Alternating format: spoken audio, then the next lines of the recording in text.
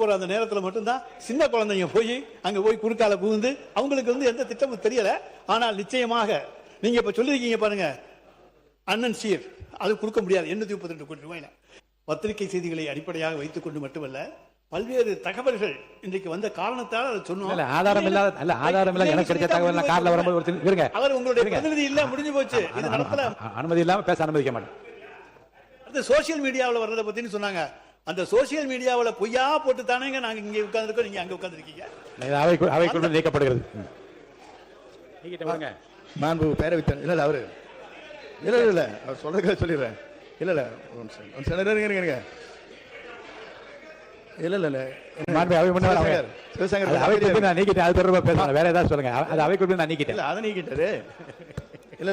நான் சொன்னது ஒன்னே ஒன்றுதான். நாளைக்கு இருந்து நீங்க நீக்கி விட்டீர்கள். சோசியல் மீடியாவில் வந்தனாலதான் இப்படி வந்து சொன்னேன். சோசியல் மீடியா எல்லாமே கையில் வச்சிருந்தனால நீங்க அங்க இருக்கிறீங்க, நான் இங்க இருக்கிறேன். சோசியல் மீடியா எங்களுக்கு இல்ல, உங்களுக்கு தான். சோசியல் மீடியாவில் அடுத்த சொல்லிட்டார்ல, அதை ஏத்துக்கங்க. சப்ஜெக்ட் குள்ள வாங்க. கட்டடத்தில் எங்கேயாச்சும் கசிவு இருந்தா சொல்லுவாங்க. இன்னும் புது வார்த்தையை கண்டுபிடிச்சிருக்கீங்க, கசிவு. நாளை கசிவு நீர் குட்டைன்னு சொல்லித்தான் நாங்கள் கேள்விப்பட்டிருக்கோம். கசிவு என்கின்ற புதிய வார்த்தையை கொண்டு வந்திருக்கிற உங்களுக்கு என்னத்தை சொல்றதுன்னு சொல்ல முடியாது. இப்போ இன்பிட்வீன் நான் சொல்லிக்கிட்டே இருக்கணும்னு பதில் நினச்சிங்கன்னா அது டைம் வளர்த்துக்கிட்டே போகும். அது ரொம்ப நேரம் ஆகிடும்.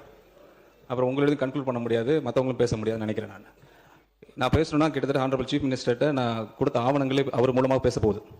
கிட்டத்தட்ட ஆடிட்டிங் முடிஞ்சு ஒரு 3 துறைக்கான ஆடிட்டிங் முடிச்சிருக்கோம். நீங்கள் கேட்குறீங்களா கசிவுன்னு, அந்த லீக்கேஜஸோட ரிப்போர்ட் எல்லாம் ஆடிட் தலைவரோட டேபிள் முன்னாடி இருக்கு. அவர் எப்போ அதை பற்றி பேசணும்னா அவர் தான் முடிவு எடுக்கணும். நீங்கள் பேசுறதுனா நீங்கள் இப்போ பேசிடுங்க. 3 டிபார்ட்மெண்ட்டில் ஆடிட்டிங் முடிஞ்சிருக்கு. போன 5 ஆண்டுகள் திமுக ஆட்சியில் எவ்வளோ ஆடிட்டிங் பண்ணிடுறாங்க எனக்கு தெரியாது, அதை நான் விசாரிச்சு தான் சொல்லணும். ஆனால் வந்த 60 நாட்களில் ஹானரபிள் சீஃப் மினிஸ்டர் அவர்கள் எங்களை கூப்பிட்டு நீங்கள் கேட்கக்கூடிய இந்த கேள்விகள் இந்த நேரத்தில் கண்டிப்பாக கேட்பீங்கன்னு அவர் முன்கூட்டியே கணிச்சு வச்சிருக்காருன்னு நினைக்கிறேன். அவர் எங்கள்கிட்ட கேட்டுட்டார். பிஃபோர் த அசம்பிளி கமெண்ட்ஸ் எனக்கு ரிப்போர்ட் வேணும்னு சொல்லியிருந்தாங்க.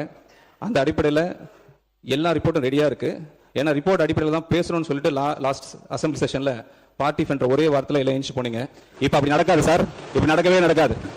இன்னைக்கு எல்லா ரிப்போர்ட்டும் அவர்கிட்ட இருக்கு. வெளிப்படையா ஹானரபிள் சீஃப் மினிஸ்டர் உங்களுக்கு அனௌன்ஸ் பண்ணுவாங்க. அதை நீங்க படிக்கிறதுக்கே கிட்டத்தட்ட எனக்கு தெரிஞ்சு உங்களுக்கு 100 நாள் மேல ஆயிடும். அதை முடிச்சுட்டு வந்து பேசுங்க. நான் எல்லாம் டீடைலா சொல்றேன் உங்களுக்கு. தேங்க்யூ. பாருங்க, நீர்வளத்துறையிலே 3% கொடுத்தா தான் பில்லுன்னு சொல்லி சொல்றாங்க.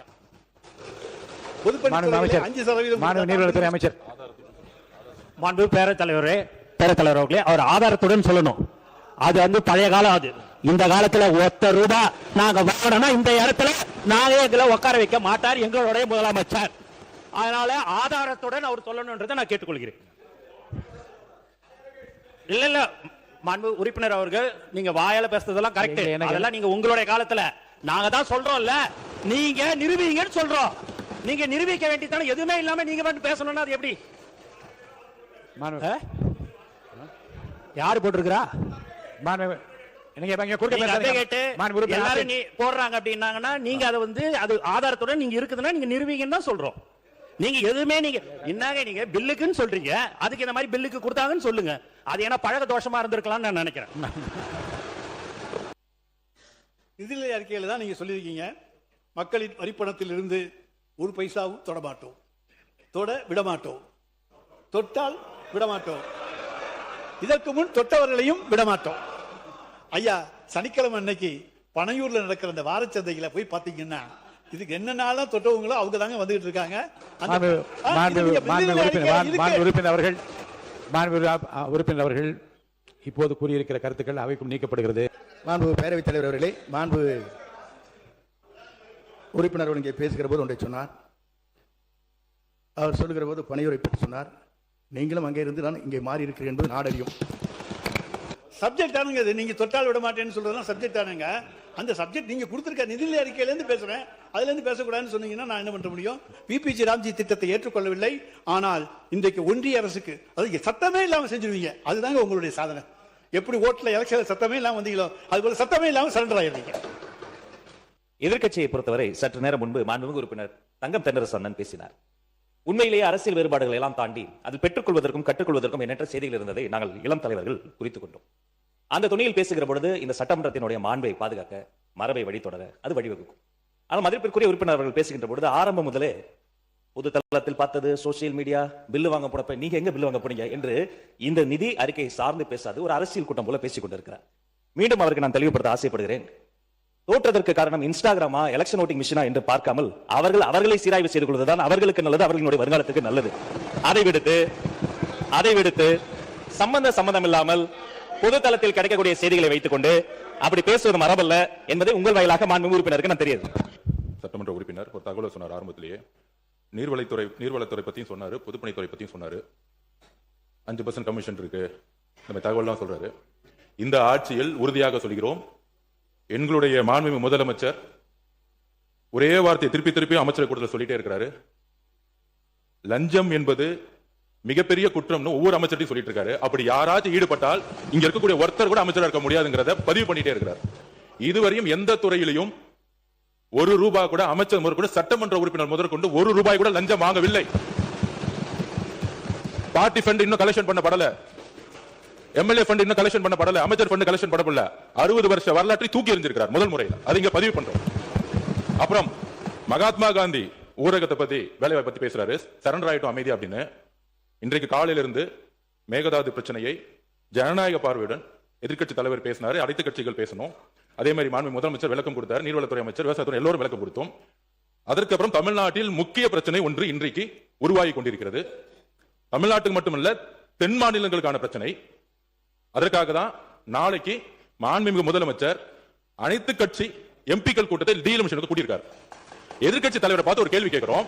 நாளைக்கு இந்த தென் மாநில பிரச்சனை, தமிழ்நாட்டுடைய பிரச்சனை, டீலிமிட்டேஷன் பத்தியோடைய பாராளுமன்ற உறுப்பினர், திமுகவுடைய பாராளுமன்ற உறுப்பினர் கலந்து கொள்ள போறாங்களா இல்லையா?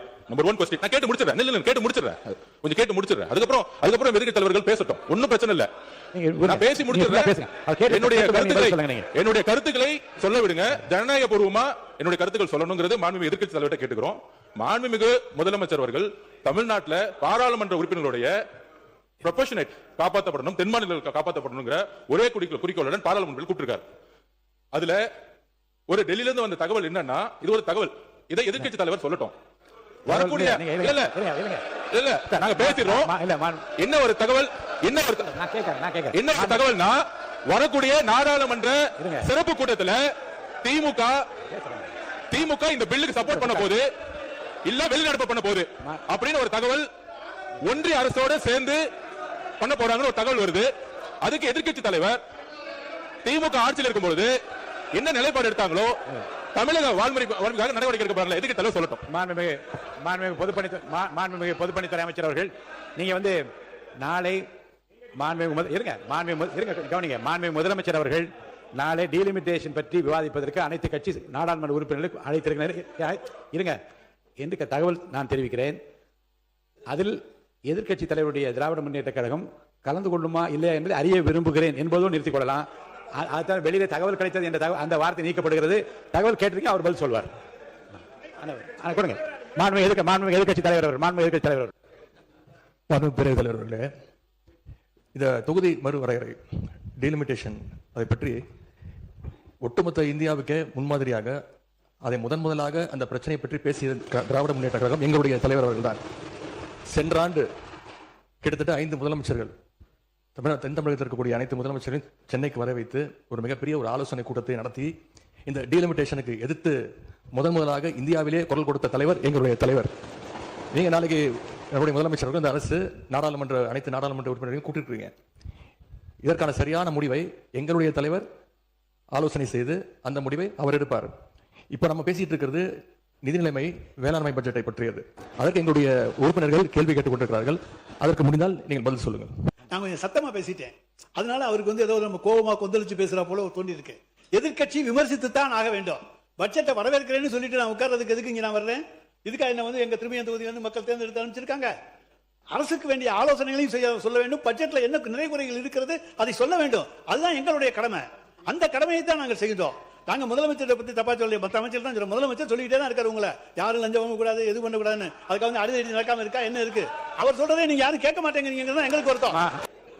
உங்கள் மூலமாக அண்ணனுக்கு சொல்கிறேன், அவர் சத்தமாக பேசலாம், சட்டத்தை குறித்து கூட பேசலாம்.